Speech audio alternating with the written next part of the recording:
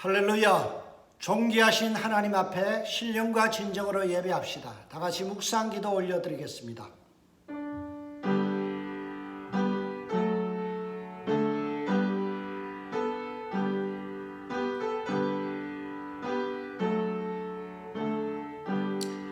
하나님은 우리에게 은혜 베푸사 복을 주시고 그의 얼굴빛을 우리에게 비추사 주의 도를 땅 위에 주의 구원을 모든 나라에게 알리소서. 아멘. 오늘도 은혜 베푸사 복을 주시고 하나님의 영광의 얼굴을 우리에게 드사 우리로 하여금 주의 그 영광 안에서 만족하는 하루가 되게 하여 주옵소서. 기쁨과 즐거움으로 예배하며 하나님을 향하여 허리 굽혀 마음 모아 예배하기를 원합니다. 주님, 우리 가운데 온전히 주님만이 드러나게 하여 주시옵소서. 성삼위 하나님만이 인도하시고 영광 받으시는 예배 되게 하실 줄 믿고 예수님의 이름으로 기원하옵나이다. 아멘. 오늘 우리에게 주시는 하나님의 말씀은 창세기 1장 26절에서 31절까지의 말씀입니다. 하나님이 이르시되 우리의 형상을 따라 우리의 모양대로 우리가 사람을 만들고 그들로 바다의 물고기와 하늘의 새와 가축과 온 땅과 땅에 기는 모든 것을 다스리게 하자 하시고 하나님이 자기 형상 곧 하나님의 형상대로 사람을 창조하시되 남자와 여자를 창조하시고 하나님이 그들에게 복을 주시며 하나님이 그들에게 이르시되 생육하고 번성하여 땅을 충만하라. 땅을 정복하라.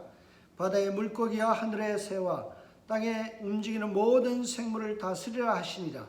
하나님이 이르시되 내가 온 지면에 씨 맺는 모든 채소와 씨 가진 열매 맺는 모든 나무를 너희에게 주노니 너희의 먹을거리가 되리라. 또 땅의 모든 짐승과 하늘의 모든 새와 생명이 있어 땅에 기는 모든 것에게는 내가 모든 풀을 먹을거리로 주노니라 하시니 그대로 되니라. 하나님이 지으신 그 모든 것을 보시니 보시기에 심히 좋았더라. 저녁이 되고 아침이 되니 이는 여섯째 날이니라. 아멘. 창세기 13번째 시간입니다. 상한 감정의 치유라는 책을 지었던 데이빗 시멘즈라는 유명하신 분이 이런 말을 남겼습니다. 자신을 격화시키는 태도는 하나님을 기쁘시게 하는 태도가 아니다. 자신을 하나님께 항복시키고 십자가에 못 박는다는 것은 자신을 비천하게 취급하는 것이 아니다. 이렇게 말씀합니다.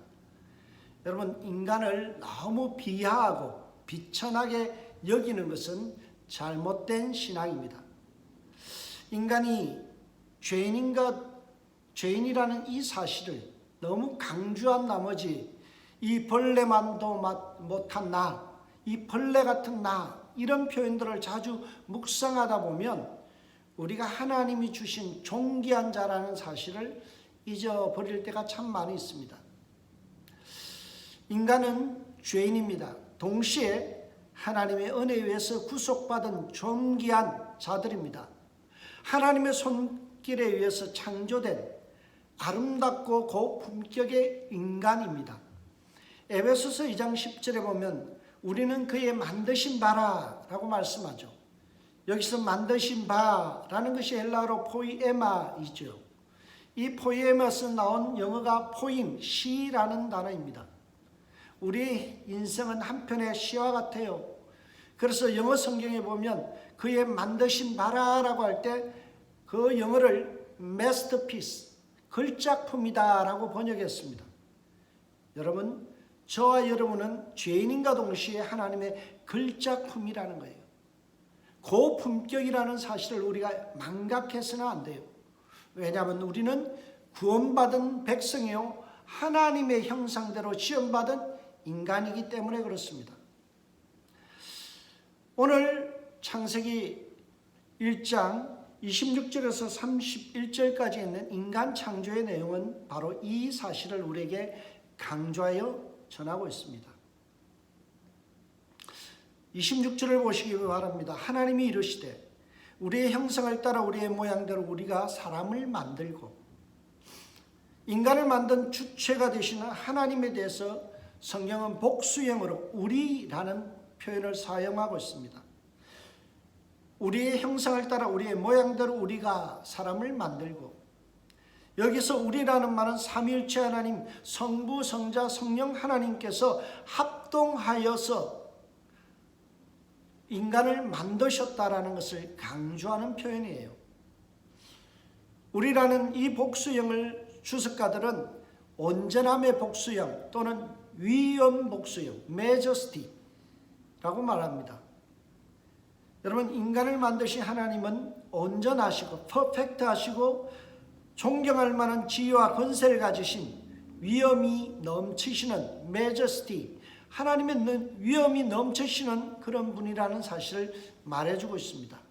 그러한 삼위 하나님께서 작심하시고 인간을 만들자라고 의논하시고 합력하여서 만든 것이 글작품, 그것이 바로 인간이라는 사실입니다. 그래서 인간은 존귀한 것입니다. 저와 여러분 존귀하게 창조되었다는 사실이에요. 그러면 이렇게 반론할 분이 있을 거예요. 하나님께서 그 존귀하신 분이 만들었다고 해서 모든 것이 존귀한 것은 아니지 않느냐. 인간도 짐승의 일부분일 수 있지 않느냐. 수준의 문제가 있을 수 있지 않느냐라는 그런 반론을 펼 수 있습니다. 하급 동물로 만들 수도 있지요. 도대체 나라는 인간이 글작품이라는 구체적인 증거가 뭔가요? 라고 이렇게 질문할 수 있습니다. 거기에 대해서 오늘 본문은 존귀한 인간을 설명하기 위해서 두 단어를 통해서 우리에게 인간의 존귀함을 설명하고 있습니다. 그 첫 번째가 인간은 하나님의 형상대로 지음받았다라는 것이고, 둘째는 하나님의 모양대로 지음받았다라는 것입니다. 하나님의 형상과 하나님의 모양대로 인간은 지음받았기 때문에 존귀하다라는 것입니다. 그러면 하나님의 형상이 어떤 의미를 갖고 있기 때문에 인간은 존귀하다라고 이야기할 수 있을까요? 여러분, 이 형상이란 말이 히브리어는 셀렘이라는 단어인데요. 이 단어가 구약 성경에서 4번, 하나님의 형상이라는 단어가 4번 등장합니다. 1장 26절과 27절, 그리고 5장 3절, 9장 6절, 창세기에만 4번 하나님의 형상이라는 단어가 사용되었어요. 이 첼렘이라는 이 단어를 헬라어로 번역할 때는 우리가 잘 아는 아이콘, 그래서 에이콘이라는 단어를 씁니다. 이 말은 형상이다, 견본이다, 그런 뜻이에요. 인간은 하나님의 견본을 드러내고 있기 때문에 존귀하다는 거예요. 몰트만은 창조론에서만, 창세기에서만 이 단어, 하나님의 형상이라는 단어가 등장하는 것을 지적하면서 여기에는 분명한 의도가 있다는 것입니다. 어떤 의도일까요? 타락 전의 인간의 원래적 원형의 견본, 원형의 모습이 뭐라고요? 하나님의 형상이라는 것입니다. 하나님의 형상을 갖다 이마고 데이, 데이라는 말은 하나님이고요, 이마고라는 말은 이미지이죠. 인간은 하나님의 형상, 이미지를 닮았기 때문에 인간은 존귀하다는 것입니다. 여기서 이마고라는 말의 뜻은요, 석고상이에요. 석고상. 미술실에 보면 석고상이 있잖아요. 이 석고상이 바로 이마고입니다. 이미지. 석고상을 가만히 살펴보세요. 안에 뭐가 들어있는지 모르지만 밖으로 하얀 부분들이 보여지죠. 어떤 윤곽들이 드러납니다. 그래서 석고상의 의미는 밖을 향하여 대면하는 면, 그런 거예요. 안에 있는 것은 모르지만 그냥 밖으로 드러난 형체가 바로 형상, 이마고, 석고상이라는 의미입니다. 우리는 하나님의 외형을 드러내고 있어요. 저는 이 말이 우리 표현으로 가장 적절한 표현인데 그게 뭔가 하면 시도덕은 못한다, 영판 아버지 닮았다, 그런 표현이에요. 저를 보는 많은 고향분들이 아버지 영판이다 그래요. 아버지 말투, 걸음걸이, 행동, 그 외형적인 모습, 이것이 아버지를 참 많이 닮았다고 그래요. 이게 바로 이마고, 하나님의 형상이라는 말이에요. 특별히 이 형상이라는 단어가 창세기 5장 3절에서 사용됐는데, 아담이 자기를 똑 빼닮은 셋이라는 아들을 낳았을 때 거기에서 기록할 때 여기에 형상이라는 단어를 썼습니다. 아무리 봐도 아담이 볼 때 셋이란 아들이 자기를 빼닮은 거예요. 시도도 못하는 거예요. 그래서 이미지, 이마고를 닮았다, 그렇게 설명합니다. 여러분, 우리는 사람들에게 하나님의 이미지를 투사해내는 통로입니다. 인간은 하나님의 형상을 그대로 세상 사람들에게 보여주는 하나의 견본품이에요. 그래서 우리의 말과 행동과 얼굴의 표정이 얼마나 하나님을 대변하고 닮았는지를 측정할 수 있는 하나의 바로미터가 되는 거예요. 우리의 말과 행동이 하나님의 형상의 정도입니다. 그래서 몰트만은 하나님의 형상으로 사람은 그를 닮음으로써 하나님을 반사한다라고 말하고 있습니다. 하나님을 반사하는 존재예요. 성도는 하나님을 세상 사람들에게 반사해서 드러내는 존재예요. 얼마만큼 닮았느냐가 문제이죠. 얼마만큼 하나님을 실제적인 그 하나님의 모습을 담아내느냐, 그게 문제예요. 사무엘상 6장 5절에 보면 형상과 비슷한 의미로 사용된 단어가 견본이라는 단어입니다. 우리는 하나님을 대충 닮아서는 안 되죠. 대충 닮은 팩스밀리, 복사비와 같이 찍어낸 것 같은 아무런 인격이 없는 그냥 그림과 같은 모조품과 같은 그런 존재가 아니라 리프리젠테이션, 실사품이라는 거예요. 실제의 모습이라는 거예요. 여러분, 형상이라는 첫 번째 의미는 우리가 하나님의 실사품이라는 거예요. 하나님을 그대로 세상에 보여주고 세상 사람들에게 증거하며 세상 사람들에게 나타내는 통로가 누구냐? 인간이라는 것입니다. 이것에 대한 예수님의 풀이가 마태복음 5장 16절에 나타나 있습니다. 이와 같이 너희 빛을 사람 앞에 비추게 하라. 그래서 사람들이 너의 착한 행실을 보고 하늘에 계신 너희 아버지를 찬양하게 하라. 여러분, 착하신 하나님, 선하신 하나님을 누가 드러낸다고요? 우리가. 우리의 착한 행실을 통하여 하나님의 선하심을 그대로 세상 사람들에게 반사해서 보여준다는 것입니다. 그래서 몰트만은 사람은 땅에 있는 하나님의 간접적인 자기 계시다라고 이야기합니다. 우리는 하나님을 계시해주는, 세상 사람들에게 보여주는 통로예요. 여러분, 믿지 않는 사람들이 무엇을 보고 하나님을 인식할 수 있을까요? 우리의 행실입니다. 아, 예수 믿는 사람들의 행실이 착하고 고상하구나. 그러니 그들이 믿는 하나님도 멋있다, 고상하다라고 생각할 수 있고요. 야, 저 사람들 하나님이 있는다고 하면서 서로 멱살 잡고 욕하는 거 보니까 저들이 믿는 하나님 참 천박하게 짝이 없구나. 이렇게 계시가 된다는 것입니다. 하나님의 이미지, 하나님의 외형을 닮은 우리의 말투와 우리의 표정과 우리의 행동이 하나님을 반사하는 것입니다. 출애굽한 이스라엘 백성들은 이런 고상한 삶을 자신과는 아무런 상관없는 삶으로 여기고 살아왔습니다. 우리가 하나님을 대변하고 하나님을 대행하며 세상 사람들에게 하나님의 그 표정과 하나님의 행동을 보여주는 그런 통로라는 사실을 전혀 인식하지 못했어요. 왜냐하면 형상, 첼렘이라는 이 단어는 자기들과 너무나 거리가 먼 단어로 여기고 살아왔기 때문에 그렇습니다. 이집트와 메소포타미아 지역에서 이 형상, 첼렘이라는 단어는요, 왕이나 왕족이나 고위 관직들에 해당하는 사람들에게만 사용되어진 단어입니다.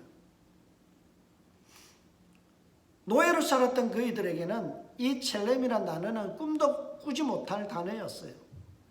세상 잘난 인간들이나 인격을 따질 존재지, 너희 같은 노예로 살아가는 존재는 그러한 고상한 삶을 꿈을 꿔서도 안 되고 그런 것을 생각할 가치도 없다는 거예요. 짐승 같은 너희는 인간 흉내 내면 안 된다라고 배운 거예요. 그래서 그들은 하나님의 고귀한 형상대로 지음받았다, 하나님을 대변하는 자다라는 사실을 전혀 받아들이지 못하고 살았습니다. 이런 노예 출신의 출애굽한 이스라엘 백성들을 향하여 오늘 본문의 메시지는 너희들이 하나님의 첼렘이다, 하나님의 형상이다, 만군의 여호와 되신 하나님의 대변자다, 형상이다, 너의 모습이 하나님 아버지를 그대로 투영하고 있다, 투사하고 있다라고 말씀하는 거예요. 무슨 의미인가요? 너의 근성을 버려라. 너희 스스로 하찮다고 자기를 비하하는 그 생각과 태도를 버리라는 메시지를 전하고 있는 것입니다. 아이하르트라는 학자가 이 본문의 핵심을 이렇게 이야기합니다. 인간이 하나님의 대리자로서 왕적 지배권을 행사하며 살도록 창조되었다는 사실을 알리는 데 목적이 있다.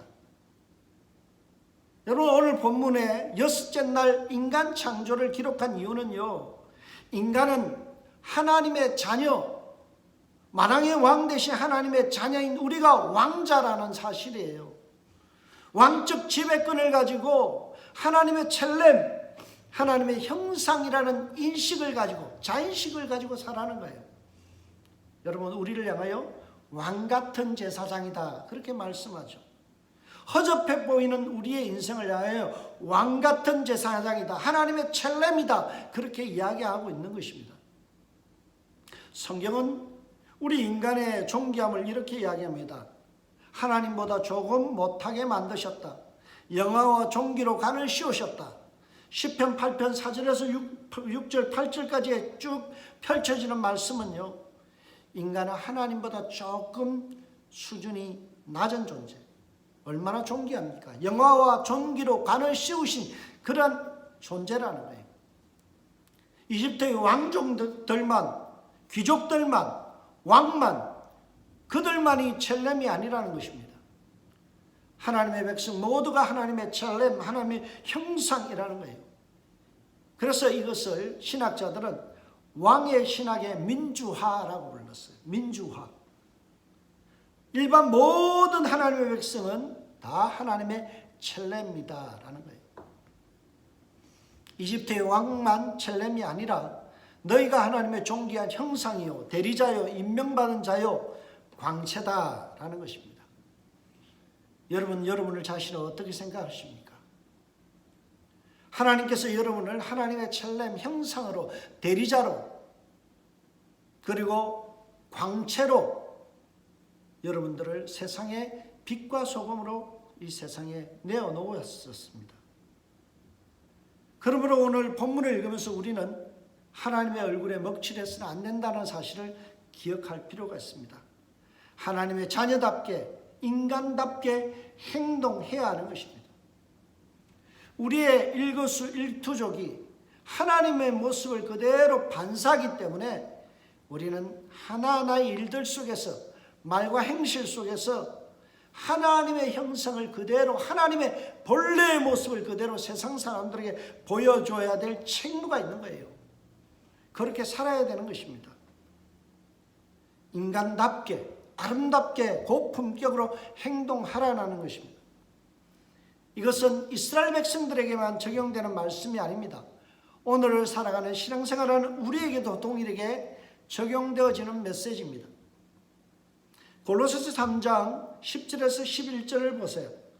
옛 사람과 그 행위를 벗어버리고 새 사람을 입었으니 이는 자기를 창조하신 자의 형상을 쫓아 지식에까지 새롭게 하심을 받은 자니라.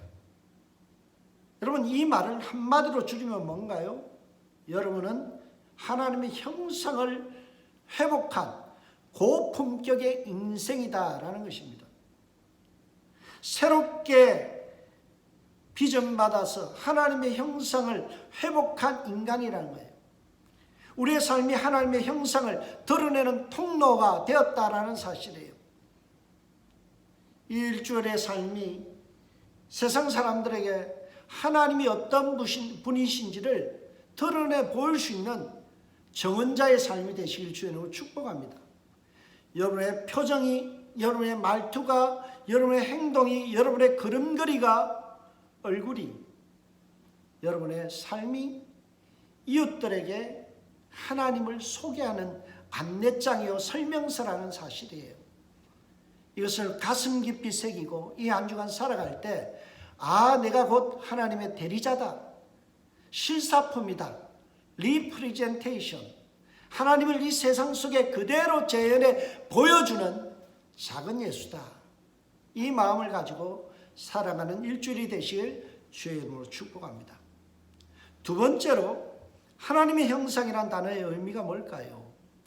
그것은 하나님의 실사품인가 동시에 하나님과 교제하는 존재, 소통하는 존재라는 거예요.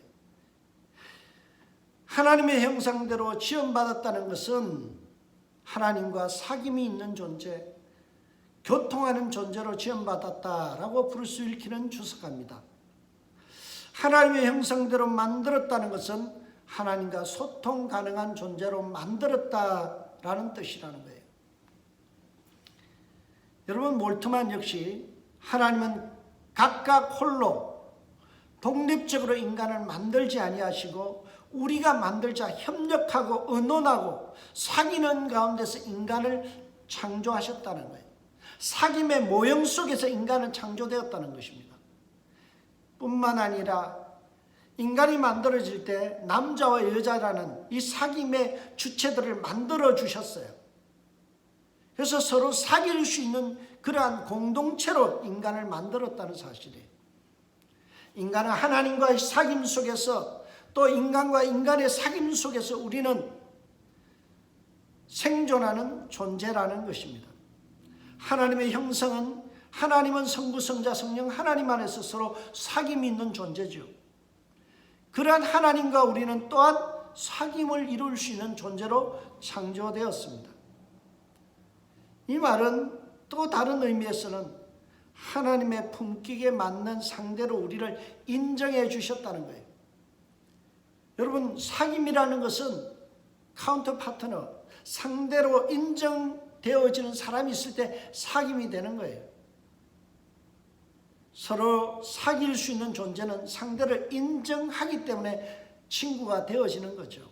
사귐이 이루어지는 거죠. 그런데 출애굽한 이스라엘 백성들은 하나님과 사귈 수 있는 이 품격을 던져버리고 하나님과 사귈 수 있는 이 높은 품격을 저버리고 격에 떨어지는 행동을 스스럼없이 하며 살아가고 있었습니다. 하나님의 형상으로 지음받은 인간이 하나님의 형상을 갖지도 못한 온갖 동물들을 신으로 섬기고 자연 만물을 신으로 섬기는 이런 덜떨어진 짓을 하고 있었습니다. 서로 사귐의 공동체를 주셨는데 서로 사귐을 풍성히 누리기보다는 서로 환한 얼굴을 마주대하고 얼굴을 찌그리고 그리고 싸움질하며 잔뜩 찡그린 얼굴로 불평을 토해내는 모습들을 토해내고 있었습니다. 하나님의 성도의 얼굴이 하나님과 대면하고 대화하기에는 너무 격이 떨어진 그런 삶을 살아가고 있었어요. 여러분, 여러분의 얼굴의 표정은 어떤가요? 몰트만이 쓴 창조 안에 계신 하나님 한 책을 보면 사람에 대하여 하나님과의 관계를 나타내는 한 장소가 있으니 그것은 사람의 얼굴이다 라고 이야기합니다. 여러분의 얼굴의 표정이 하나님과의 관계를 나타내는 척도예요. 여러분의 얼굴의 표정을 보면 얼마나 하나님과의 깊이 교제하며 사귀고 있는지가 드러난다는 것입니다. 성령 충만한 사람들을 보세요. 얼굴이 밝아요. 깨끗해요. 맑아요. 그 얼굴의 심성이 그대로 드러나요. 성령 충만함이 얼굴에 배어납니다. 스데반을 보세요. 그런 돌에 맞아 죽는 그 순간에도 얼굴이 천사의 얼굴같이 빛이 났다라고 이야기합니다. 모세는 하나님과 대면하는 성령 충만한 삶을 살아갔기 때문에 어때요? 그 광채, 얼굴의 광채가 너무 빛나서 수건으로 얼굴을 가려야만 됐다라고 성경은 기록하지요. 예수님을 가르쳐 고린도후서 4장 6절에 보면 하나님의 영광이 빛나는 그리스도의 얼굴이라고 표현합니다. 예수 그리스도의 얼굴에는 하나님의 영광이 가득 발산되고 있었다는 거예요. 하나님의 거룩하심이 예수 그리스도의 얼굴 속에 그대로 드러났다는 거예요. 변화산에서 변형되신 예수님의 모습을 소개하는 대목에는 이렇게 소개합니다. 그의 얼굴은 해같이 빛났다. 해와 같이 빛난 예수님의 얼굴. 여러분의 얼굴은 예수 그리스도의 얼굴이십니까? 하나님의 영광이 빛나고 있나요? 천사의 얼굴 같은가요? 맑은 얼굴인가요? 몰트만은 이 형상이라는 단어를 헬라어로 아날로기아라는 단어로 번역했어요. 표현했어요. 아날로기아라는 말은 유추하다라는 거예요.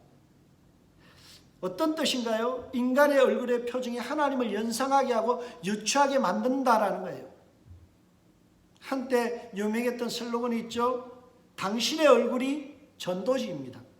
당신의 얼굴이 전도지입니다.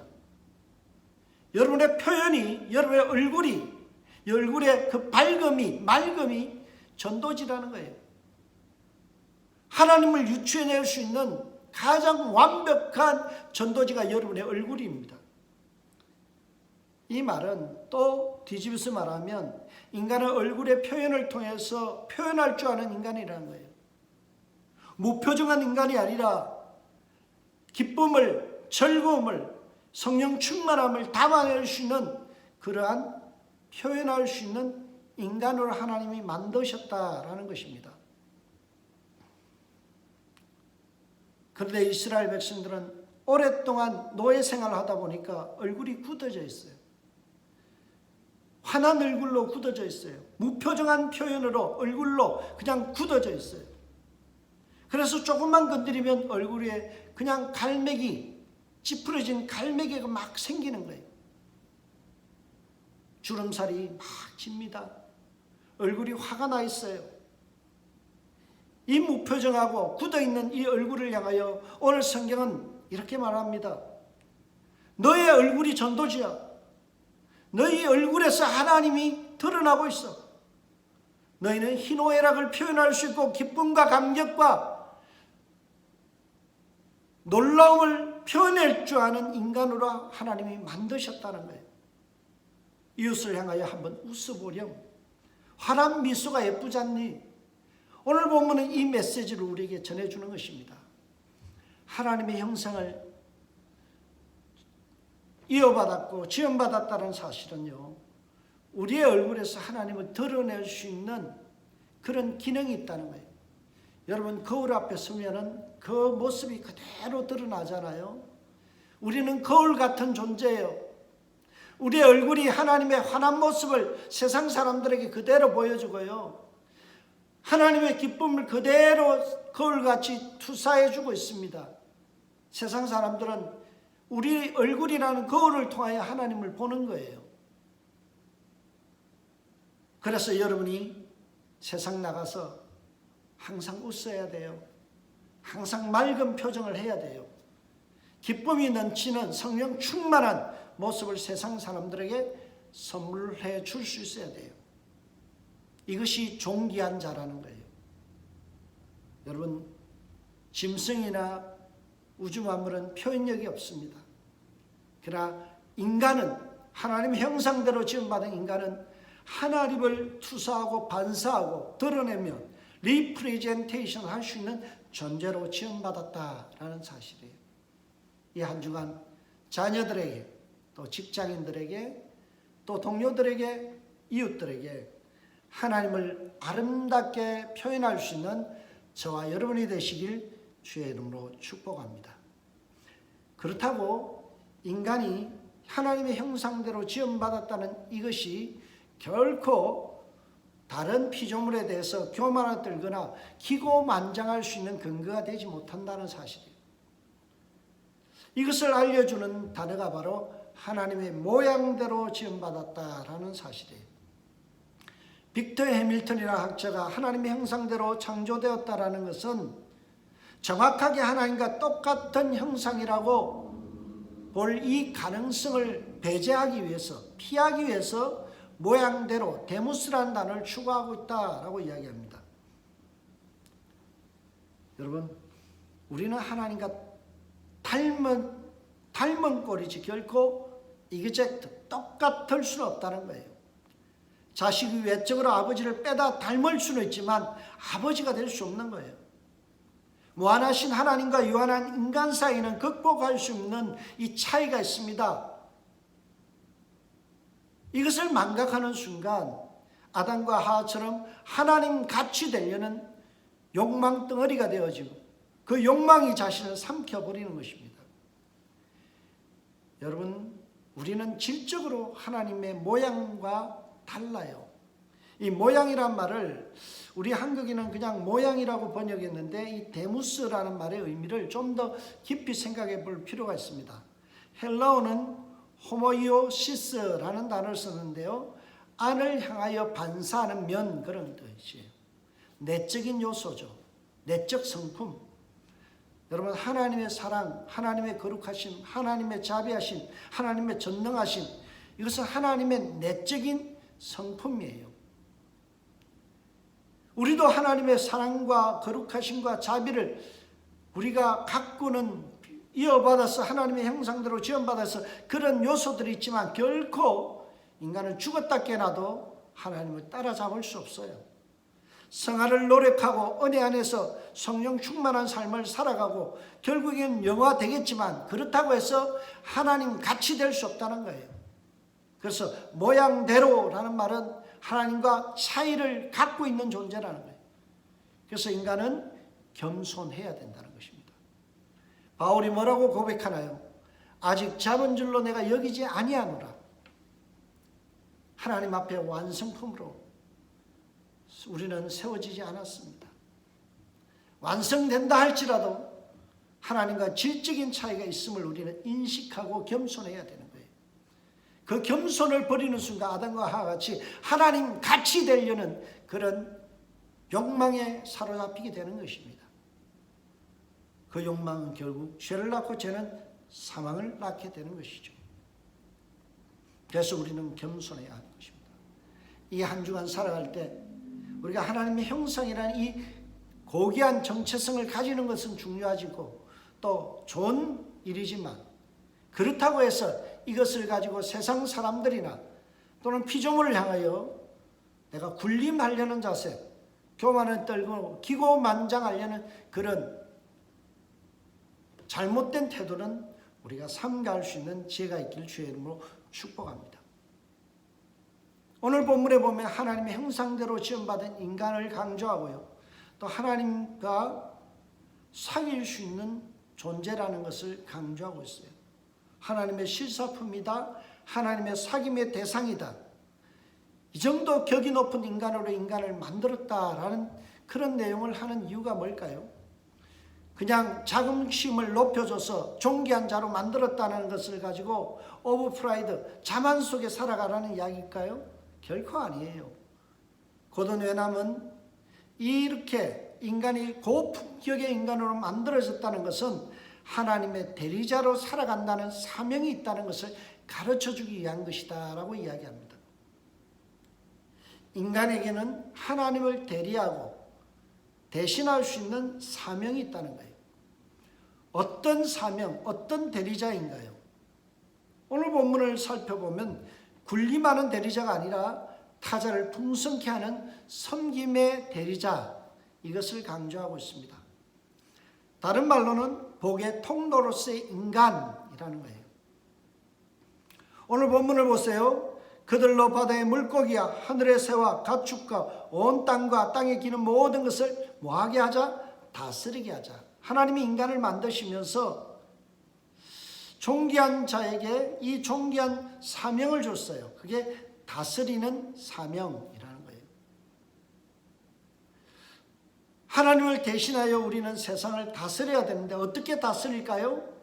오늘 다스리다라는 말이 히브리어로 라다라는 단어인데, 첫 번째는 레기 25장 43절과 53절에는 주종관계, 주인이 종을 다스리듯 다스려야 된다라는 의미도 있지만, 또한 열왕기상 4장 24절에서는 신하를 다스린다, 나라를 통치하든 좋은 통치 행위를 한다라는 의미도 있고요. 더 나아가서 에스겔서 34장 4절에 보면 그 무엇보다 가축대를 돌보는 목자라는 의미로 사용되어집니다. 목자의 심정으로 양떼를, 소떼를 그렇게 잘 돌보는 그런 것이 다스림의 원형적인 모습이라는 거예요. 그래서 시편 72편에 보면 다스리는 왕에 대한 설명을 하면서 가난한 자와 불이익을 당한 자의 대변자의 모습으로 설명하고 있습니다. 잘 다스린다라는 말은 그것은 가난하고 불이익을 당한 억울한 자들을 대변해주는, 가축들을 돌봐주는 그런 사역을 한다는 의미예요. 그래서 빅터 해밀턴은 이 말의 뜻은 책임 있는 보호자다, 책임 있는 보호자다, 그렇게 설명합니다. 여러분에게는 가정이, 교회가, 직장이, 그리고 이웃이 우리가 보호해야 될 대상이고 그러한 책임이 우리에게 있다는 사실을 인식할 수 있어야 돼요. 인간은 하나님의 형상으로 지음받았기 때문에 대리자로서 착취하는 그런 행위자가 아니라 인정을 베푸는 통치 행위를 해야 되는 것을 오늘 성경은 우리에게 강조하고 있습니다. 여러분, 이 한 주간 살아갈 때 우리에게 맡겨진 영역들, 가정과 직장 속에서, 교회 속에서 내가 그들을 보호하는, 그들에게 인정을 베푸는 그런 통치자의 모습이 있기를 주의 이름으로 축복합니다. 여러분에게 그런 책임이 있습니다. 이웃을 돌봐야 되고요, 그리고 가정을 돌봐야 되는 책임이 여러분에게 있다는 사실이에요. 군림하는 왕과 같은 존재가 아니라 책임지고 보호하는 그러한 섬김의 리더십을 발휘할 수 있는 저와 여러분들 되시길 주의 이름으로 축복합니다. 이어지는 27절과 29절은요, 26절에 대한 하나님의 창조 행위를 묘사하는 내레이터, 성우의 목소리로 취급하면 됩니다. 하나님이 자기 형상, 곧 하나님의 형상대로 사람을 창조하시되 남자와 여자를 창조하시고 하나님이 그들에게 복을 주시며 그들에게 이르시되 생육하고 번성하여 땅에 충만하라, 땅을 정복하라, 바다의 물고기와 하늘의 새와 땅에 움직이는 모든 생물을 다스리라 하시니라. 여러분, 여기에서 강조되는 말은 창조하시되 창조하시고 라는 말, 창조하시고 라는 말이고요. 또 하나는 그들에게 복을 주시며, 그래서 복을 주신 것이 뭔가요? 생육하고 번성하고 정복하라 라는 말씀이죠. 여러분, 인간의 창조 목적은 하나님의 복을 받는 존재입니다. 그리고 이 복을 이웃들에게, 그리고 세상을 향하여 흘러보내며 나누는 복의 통로에 인간 창조의 목적이 있는 것입니다. 우리가 어떤 이 특정 단어, 정복하라는 단어에 매몰되어서 정복자로서 살아가서는 안 돼요. 정복하라는 말이 카바시인데요, 이 말의 뜻은 노예로 삼다, 성을 빼앗다, 착취하다, 공격하라는 의미도 있지만, 특별히 오늘 본문 전후에 보면 이 단어가 사용된 용례를 보면요, 농경생활에서 개간하다, 개척하다라는 의미로 사용되었어요. 2장 5절과 15절에 경작하고 지키다라는 표현으로 이 단어 카바시라는 단어가 사용되었습니다. 우리는 정복자가 아닙니다. 우리는 경작하고 가꾸며 돌보며 풍성하게 만드는 추수꾼과 같고 가원지기와 같은 삶을 살아가야 된다는 사실이에요. 우리가 땅을 볼 때, 그리고 어떤 동물들을 볼 때 우리가 정복하고 우리가 빼앗아서 그것을 착취하는 그런 능력과 그런 권위를 가진 존재가 아니라는 것을 인식해야 합니다. 그 당시 고대 근동 창조설에 보면 땅은 티아마트의 시체를 바늘 토막 내서 만들었기 때문에 악한 존재라고 봤습니다. 그래서 싸움의 대상, 정복해야 될 대상, 내가 싸워 이겨야 될 상으로 인식했어요. 그리고 고대근동에서 창조된 인간은 신을 섬기는 허들의 잡일을 싣기 위한 노예로 만들어진 존재라고 배웠습니다. 그러니 그들에게는 하나님의 형상이라는 것은 꿈도 꾸지 않았고요. 땅을 볼 때 어떤 피조물, 다른 피조물을 볼 때 어떻게든 착취하고 빼앗아서 내 것으로 만들어야 된다는 그런 전투적인 삶을 살아갈 수밖에 없어요. 이런 잘못된 생각을 품고 살아가는 이스라엘 백성들을 교정하기 위해서 모세는 6째 날의 창조의 스토리를 가져와서 설명합니다. 땅은 착취의 대상이 아니야. 저주받은 대상이 아니야. 너희가 돌보고 경작해서 풍성하게 만드는 그런 가수원과 같은 존재들이야. 그것을 섬기라고, 돌보라고 하나님께서 너희들을 하나님의 형상으로 대리자로 세웠다. 이 메시지를 전하고 있는 것입니다. 우리가 지난 시간에 복습을 하겠습니다. 육지 짐승에게 축복하지 않는 이유가 뭐라고 그랬어요? 인간에게 복을 주셨기 때문에. 이 말은 고든 해남이 주석하기를 인간이 받은 복이 짐승에게까지 미치도록 하기 때문이다 라고 했어요. 인간은 다른 피조물에게 복의 유통자가 되게 세우셨다는 거예요. 인간의 사명은 우리로 하여금 다른 피조물들이, 신음하고 있는 그 피조물들이 우리 때문에 복을 받고 하나님의 그 형상인 인간들을 통하여 다스림을 받고 더 풍성하게 되는 것에 목적이 있는 것입니다. 만약 여러분이 복을 유통하지 않는다면 그것은 직무유기입니다. 하나님께서 우리에게 주신 복을 유통하지 않으면 우리는 직무유기라는 사실을 깨달아야 돼요. 왜냐하면 내가 받은 복이 내 것이 아니기 때문에 그래요. 오늘 성경에도 분명히 내가 너희에게 주노니라고 말씀하죠. 주시는 분은 하나님이세요. 하나님의 은혜 베푸심으로 그것을 받아 누리는 존재가 우리 인간이라는 것입니다. 인간은 하나님의 은혜에 공급하신 때문에 뭔가 다른 피조물들, 동물들보다 그리고 식물들보다 곤충들보다 더 존귀한 삶을 누릴 수 있는 것입니다. 우리는 막다른 골목과 같이 우리가 받은 복을 우리가 깔고 앉아서 살아가는 존재가 아니라 그 복을 세상 사람들에게 나눠주는 존재가 되어야 돼요. 세상을 창조하신 하나님, 그 주인 되신 하나님께서 지정하는 곳으로 복을 흘러보내야 하는 것입니다. 그래서 오늘 본문을 보면 착취하는 것을 금하고 있어요. 이어지는 29절에서 30절에 보면 다른 생명을 취하여 음식으로 먹을 것을 금하고 있습니다. 오직 식물만 먹거리로 주셨다라고 이야기합니다. 씨가 있기 때문에 이것은 계속해서 번식하는 거예요. 그러나 동물은 한번 죽어버리면요, 그 이상 어떻습니까? 생존할 수 없고 대를 이어갈 수 없죠. 그래서 오늘 여기에 보면 다른 생명을 취하여 음식으로 삼는 것을 금하고 있어요. 이것은 바로 어떤 메시지를 주는가 하면 타인을 잡아먹으려 들지 말라는 거예요. 빅터 해밀턴은 이 본문을 주석하면서 인간에게 주어진 권리는 다스림이지 죽일 권리가 아니다라는 거예요. 여러분, 우리에게는 다스림, 섬김의 권리가 있을 뿐이지 남을 공격하고 그리고 전투적으로 살아가면서 죽일 권리가 있는 것이 아니라는 사실을 깨달아야 돼요. 이스라엘 백성들은 서로 멱살잡이하고 있어요. 서로가 서로 많이 갖겠다고 싸움질하고 살았어요. 하나님은 오늘 본문을 통하여 하나님이 만드신 인간은 그런 인간이 아니다. 섬기는 자가 큰 자고 복을 유통시키는 자, 그것이 하나님의 형상대로 지음받은 인간이 보여줘야 될 그러한 모습이라는 겁니다. 이렇게 복을 나눠주고 섬기는 삶이 하나님 보시기에 심히 좋았더라는 말씀으로 6일째 창조의 스토리를 끝맺고 있어요. 여러분의 얼굴의 표정은 하나님 보시기에 심히 좋은가요?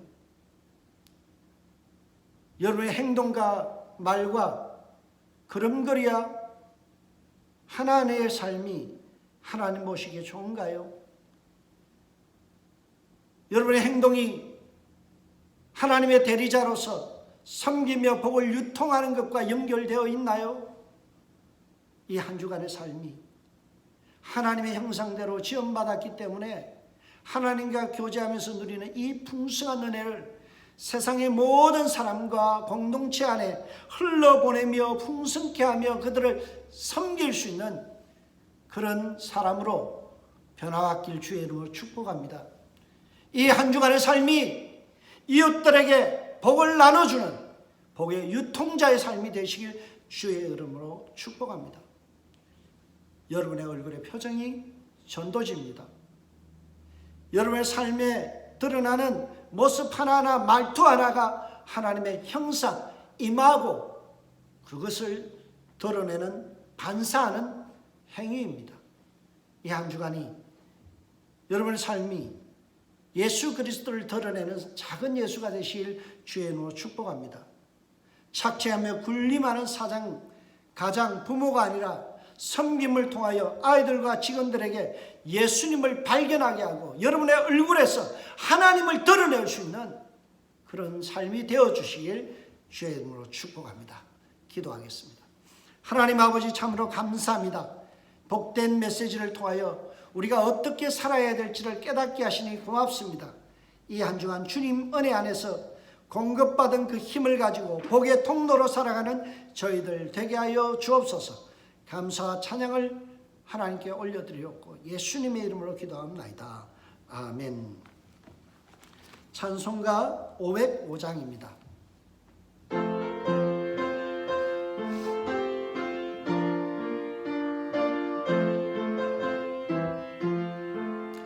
온 세상 위하여 나 복음 전하리.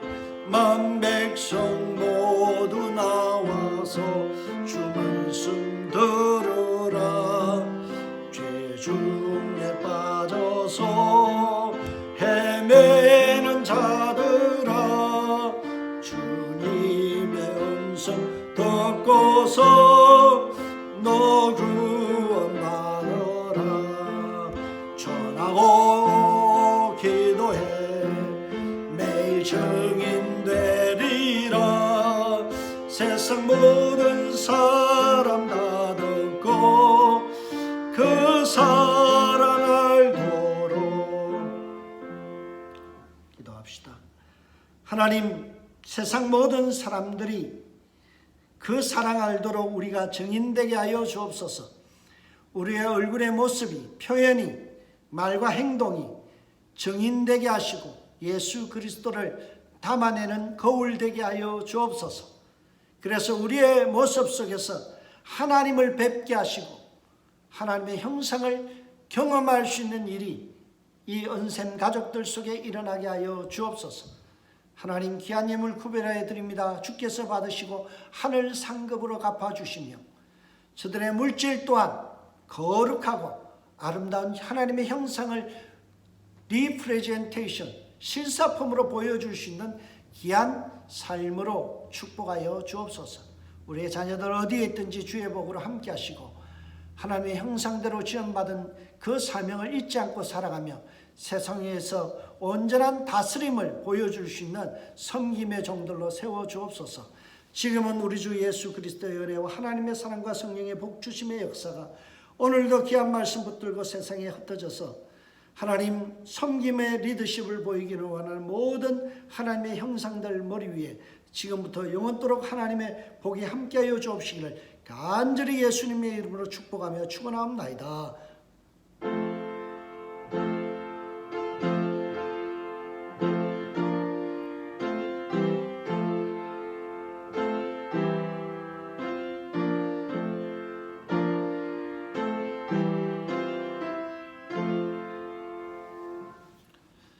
예배를 마쳤습니다. 이 한 주간 하나님의 형상을 회복하시고 여러분의 얼굴의 표정에서 더욱더 예수 그리스도를 담아내는 복된 삶이 되시길 주의 이름으로 축복하며 파송합니다. 샬롬.